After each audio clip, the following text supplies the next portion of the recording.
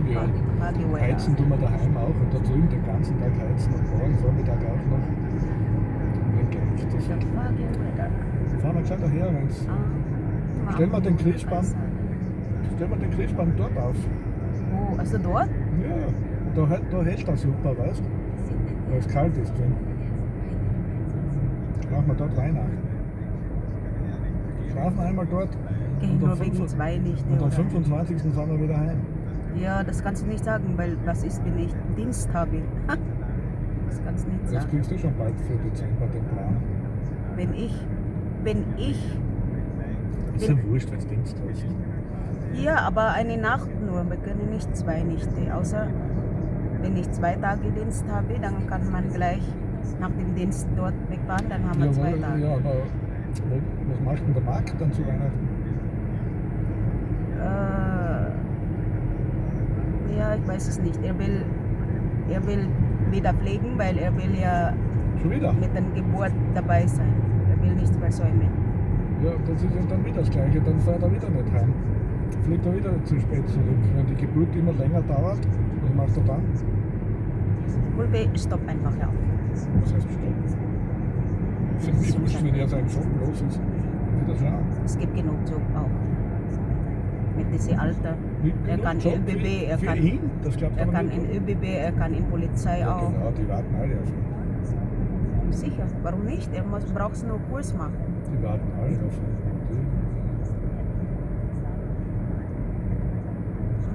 Wala nang mga dama ka. Winter time is cold. Magst nicht in Sparbas kaufen? Papier. Du brauchst ja nichts, oder? Leberkäse. Schon wieder? Hast du in der Früh nichts gegessen? Noch nicht. Nein, bringt dir halt Käse, Leberkäse oder Leberkäse? Leberkäse. Aber du brauchst die 25%, gell? Nein, für die eine Sendung. Die gibt es ja jetzt noch nicht. Die ist erst, habe ich dir nicht gesagt, ab 17. Wo ist der Zuhören gerade? Der fährt aber schnell.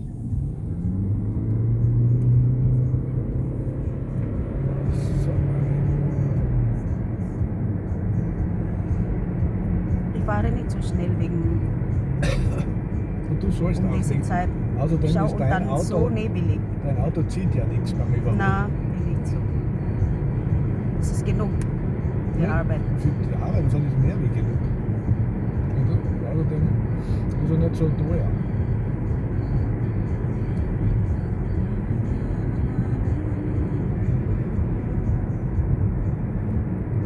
Yan ang winter time. Walang dahon ng mga kahoy. This actual temperature is 4 degrees Celsius. So Also ganito. 15 Euro zahlst du mehr, weil der Renault angemeldet ist. Yeah. Ganito ang buhay natin guys sa malamig na lugar, pero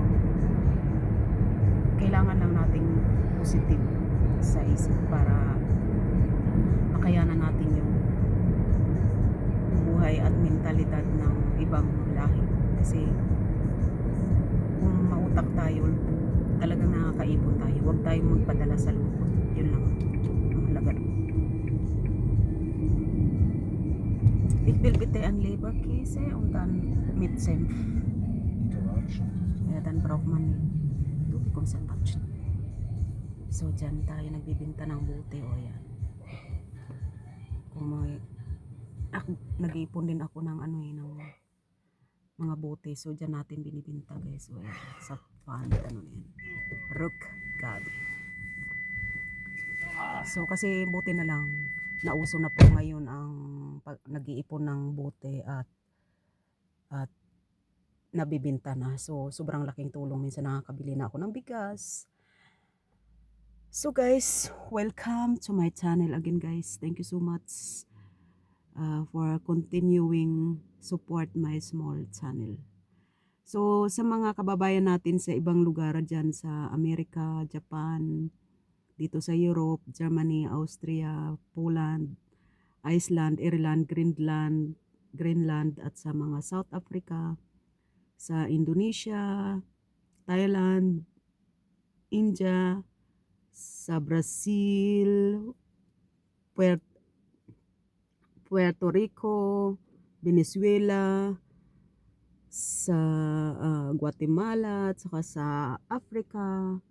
Guys, thank you so much if you are watching my video. So thank you so much guys for supporting, and we are here in winter country in Austria, Europe.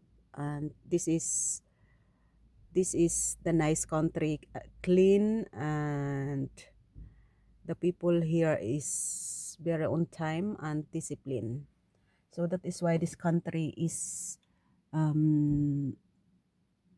I can see the economy is better than in other country, because they are very on time and disciplined people. If you are working here, you have to always on time, and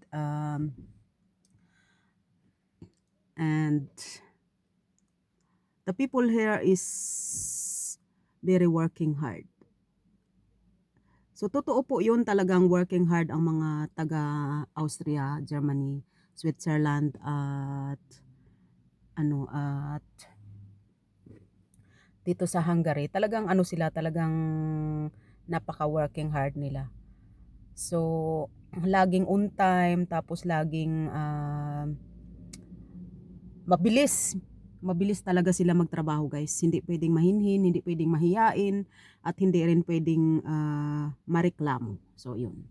Dito kasi, ang mga tao kasi dito guys is pwede kang magbigay ng opinion mo, pero dapat laging nasa magandang explanation. Tsaka halimbawa, pag nagtatrabaho ka dito, hindi mo pwedeng sabihin sa kasamahan mo na Pilipino na, ay, sabihin mo nga doon kay amo kasi kailangan ko magbakasyon ng ganito, ganyan, ganyan. Hindi pwede. Dapat lahat dito, ikaw lahat sa sarili mo ang kikilos.